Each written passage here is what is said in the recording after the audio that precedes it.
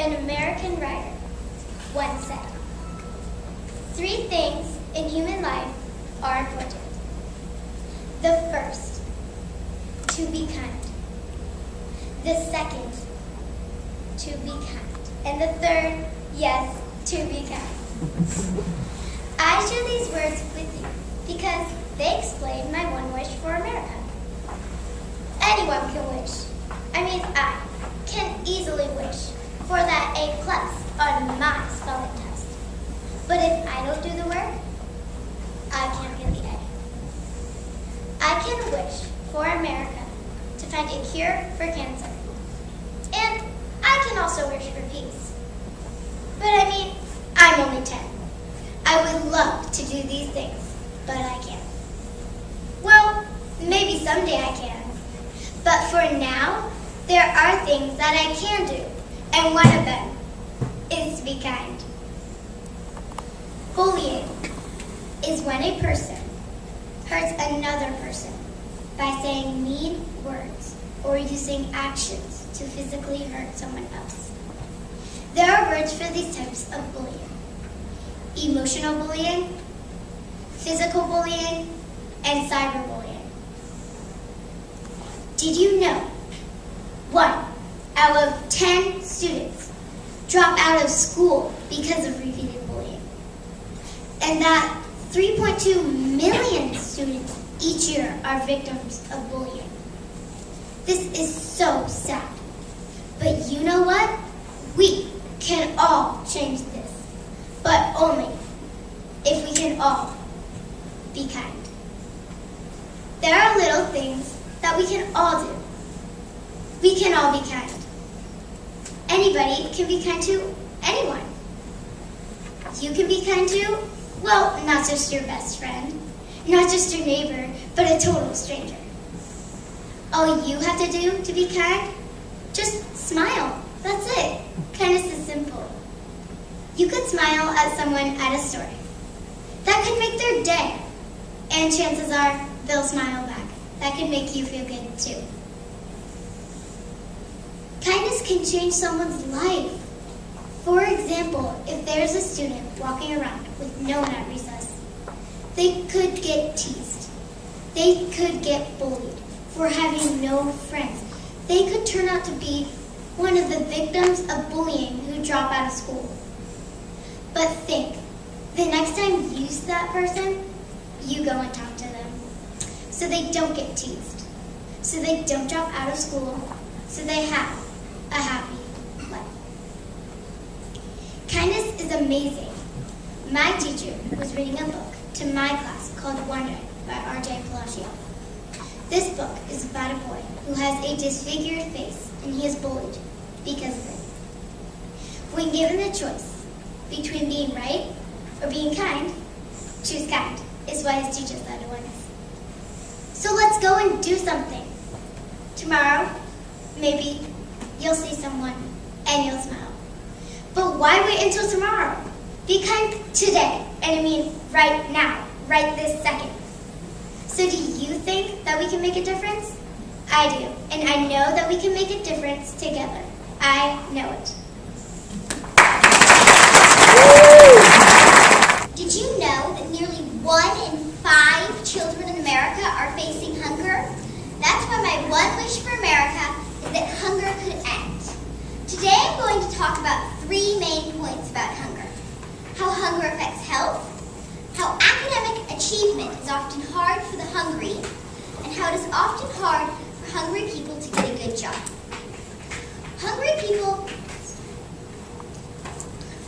Hunger affects a child's health in many ways. The physical effects of hunger include frequent colds, unwanted weight loss, susceptibility to disease, headaches, and it often slows growth. Hunger also has impacts on mental health. It commonly causes irritability, memory loss, and loss of concentration. These physical and mental effects also negatively impact a child's academic achievement. Often, hungry children don't do well in school because it's hard to pay attention if you're distracted by an empty stomach. This may be what causes children to get low grades and not do well in school. Also, because hunger affects health, hungry students are often absent from class because they are sick, and then they miss valuable lessons. Finally, when these children become adults, it's often hard for them to get a good job or even a job at all.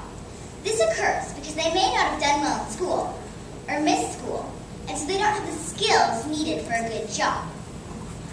Again, because hunger causes illnesses, hungry people are often sick from their jobs, missing their jobs.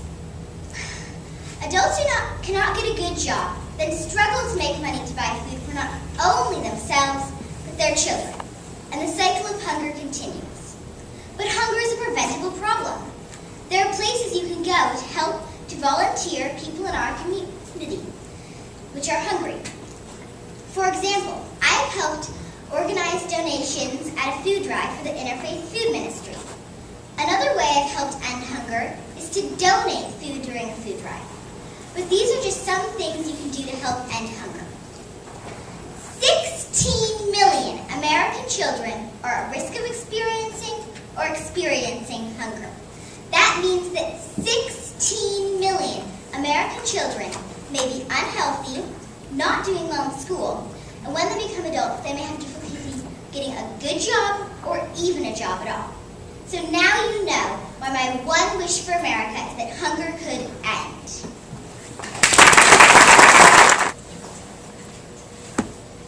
The test of the morality of a society is what it does for its children. Dietrich Bonhoeffer. He could have been talking about children. Children who are cold at night. Children who go to sleep hungry.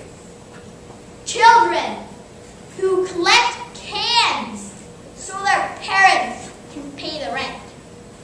My one wish for America is to tell you that childhood poverty in America is real. My hope and my wish is to inspire you to take action. There are over 16 million children living in poverty in the United States today. To better understand how many children that really is, you need to add up the total number of all people living in the 4 most populated cities in America to equal that number. Over 20% of all U.S. children live in poverty. 1 out of every 5 children. The dictionary defines poverty as a chronic, pressing need for money and material goods. For a girl named Kylie, it means having to give her dog away and moving in and out of apartments and hotels. For siblings Johnny and Jasmine, it means living in a shelter because their dad lost his job. Now, Johnny can't play football because his parents can't afford the equipment. And Jasmine won't be able to follow her dreams to one day become an artist. The struggle for families to provide basic needs for their children, such as proper nutrition, shelter, and clothing, makes it extremely difficult for children to learn. When the children of America are faced with these problems, our country is not at its best, and it makes it extremely difficult for children to reach their full potential. Since my one wish for America is to tell you that childhood poverty in America is real, hoping to inspire action, I decided to take action myself.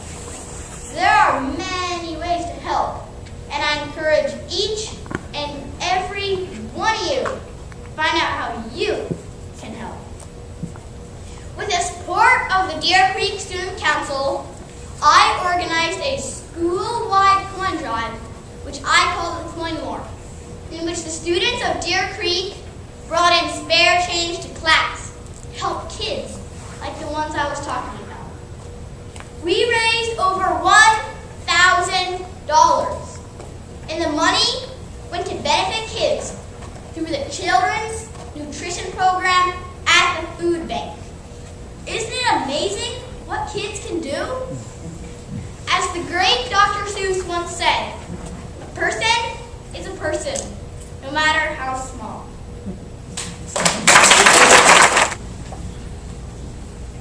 Have you ever been sitting next to your warm, crackling fire on a cold, snowy night, then looked out the window to the graceful snow gently falling, then thought all about the families and children that didn't have a warm bed or a safe house to sleep in? It may be a sad thing to think about, but in reality, it is a problem that families across America have to experience. Many people think that only adults are homeless, but that isn't true. Children all over America don't have a home. My one wish for America is that every child would have a warm bed and a safe house to sleep in. Homelessness is a problem that occurs across our country. Did you know that 1 out of 45 children have to experience the difficult, uncertain life of being homeless? That's over 1.6 million kids. 41% of America's population are families with children. Just because you don't see homeless families doesn't mean that they don't exist. There are many reasons why being homeless is harmful as well as difficult. Homeless children are more likely to have bad health and suffer from ear infections, stomach issues, depression, anxiety, and many other things. If a homeless child is lucky enough to go to school, they're more likely to have trouble learning.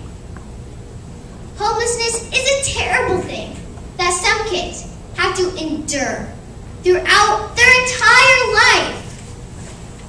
Well, you may wonder how we can help. We can make a difference.